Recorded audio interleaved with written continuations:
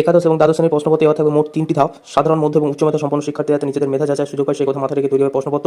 তাই উচ্চ মাধ্যমিক শিক্ষা সংসদের নির্দেশ অনুসারে একাদশ এবং দ্বাদশ শ্রেণীর পরীক্ষার প্রশ্নপত্রে সহজ, সামান্য জটিল এবং কঠিন প্রশ্ন মিশিয়ে পরীক্ষার্থীর সামনে হাজির করা হবে, যার ভিত্তিতে পরীক্ষার্থীরা নিজেদের মেধা যাচাই করতে পারবে। উচ্চ মাধ্যমিক শিক্ষা সংসদের বক্তব্য। পশ্চিমবঙ্গ উচ্চ মাধ্যমিক শিক্ষা সংসদের সভাপতি চিরঞ্জীব ভট্টাচার্য এই প্রসঙ্গে বলেছেন, এমসিকিউ জাতীয় প্রশ্ন হলেও সব ধরনের ছাত্রছাত্রীরা যাতে ভালোভাবে পরীক্ষা দিতে পারে তার জন্য এই নম্বর বিভাজন করা হচ্ছে। সাধারণ মেধা সম্পন্ন পড়ুয়া থেকে শুরু করে উচ্চ মেধা সম্পন্ন পড়ুয়াদের জন্য তৈরি হবে এই প্রশ্নপত্র।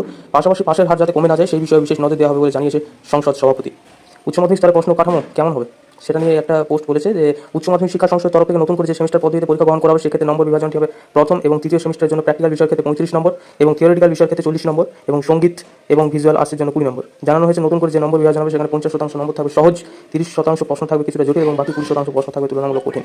এই ধরনের প্রশ্ন থাকবে উচ্চ মেধা সম্পন্ন পড়ুয়াদের জন্য। সংসদের তরফ থেকে জানানো হয়েছে ছাত্রছাত্রীর সুবিধার্থে মডেল প্রশ্নপত্র শীঘ্রই সামনে আনা হবে। প্রশ্নপত্র এমসিকিউ প্রশ্নের পাশাপাশি নতুন করে সংযোজন করা হবে শূন্যস্থান পূরণ, সত্য মিথ্যা